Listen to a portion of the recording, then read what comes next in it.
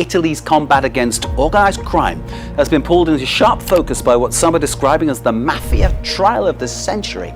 In a quiet courtroom in southern Italy, history is being made. Over 300 people, including mob bosses, politicians, businessmen, and even police officers, are standing trial. It's being called Italy's biggest mafia trial in decades, a modern-day maxi trial. And the group at the center of it all? Not the Sicilian Mafia, not the Camorra from Naples. The Ndrangheta, a shadowy organization that now controls most of Europe's cocaine trade and has ties stretching from South America to Australia. This is the story of the trial that could finally break the world's most powerful mafia. Welcome to Mafia Tales.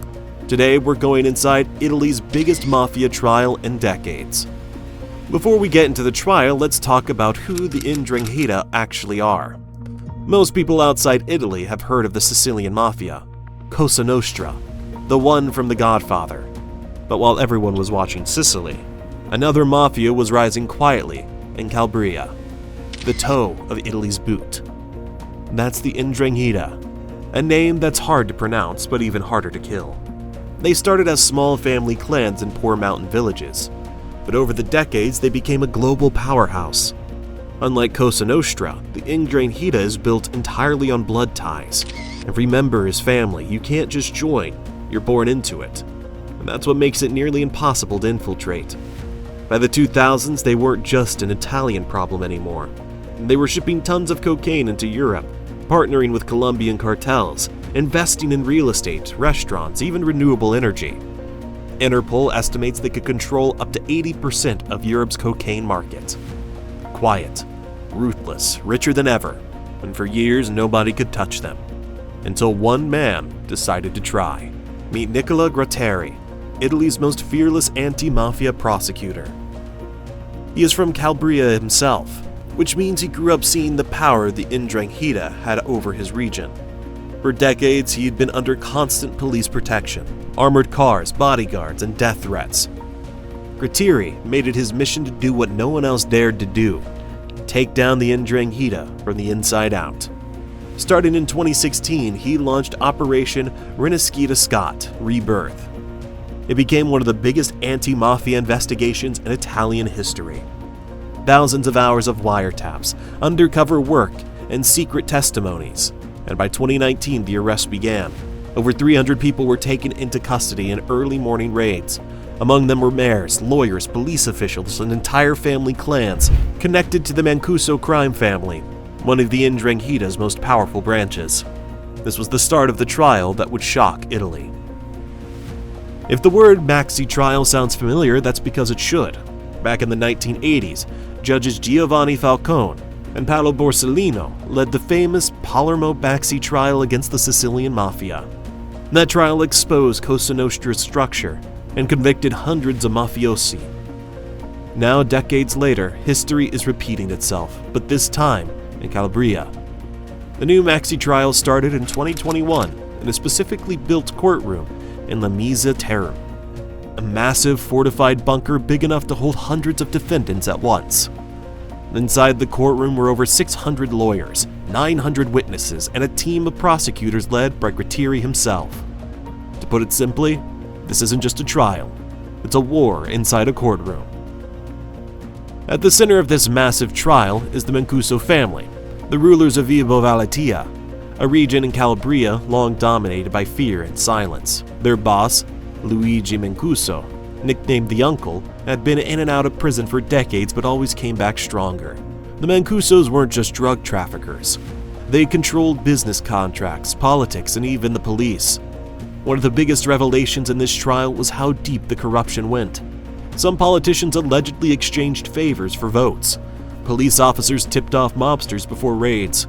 Businessmen paid for protection or lost everything. The Ndrangheta wasn't just in the streets, it was in the boardrooms and city halls.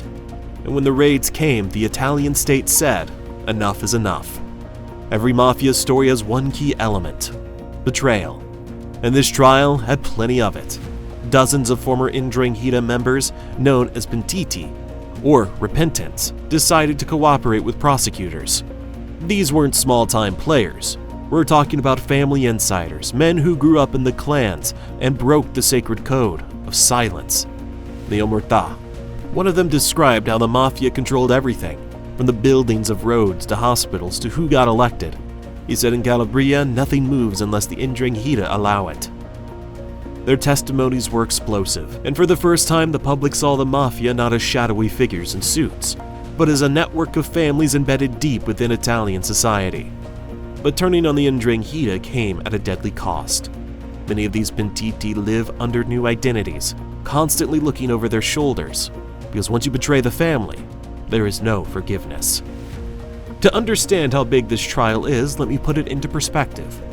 It involves over 350 defendants, 400 lawyers, and 900 witnesses. The court sessions are expected to last years. The indictment documents alone, the list of charges is 25,000 pages long, and the crimes? Everything from drug trafficking and extortion to murder, money laundering, and mafia association. The defendants include mayors, businessmen, and even high-ranking police officers. It's not just a trial of the Mafia, it's a trial of a whole system that allowed them to survive for so long. Imagine walking into that courtroom, hundreds of defendants sitting in rows of metal cages separated by plexiglass. Their lawyers crowding tables piled with binders and files, judges sitting behind bulletproof glass. In the middle of it, the prosecutors reading charges that date back decades. Some defendants try to act calm, others yell out claiming they're innocent, but most just sit in silence, knowing that years, maybe life sentences, hang in the balance. Every hearing is a spectacle. Journalists from all over the world fill the press area. Families of victims sit quietly in the back, and the people of Calabria, the one who lived under the Ndrangheta shadow, are watching closely because for them, this trial represents hope. One of the most shocking parts of the investigation was just how global the Ndrangheta had become. They weren't just running operations in Italy, they had networks in Germany, Belgium, Canada, Australia, and South America. In fact, many of the cocaine shipments entering Europe came through the ports like Gioia Tauro in Calabria, controlled by the Ndrangheta. They used shell companies to launder billions of euro through real estate, restaurants, and even renewable energy projects. This wasn't the old school mafia anymore, it was corporate crime with blood on its hands. The Ndrangheta had become a global brand, and this trial was the first real attempt to shut it down.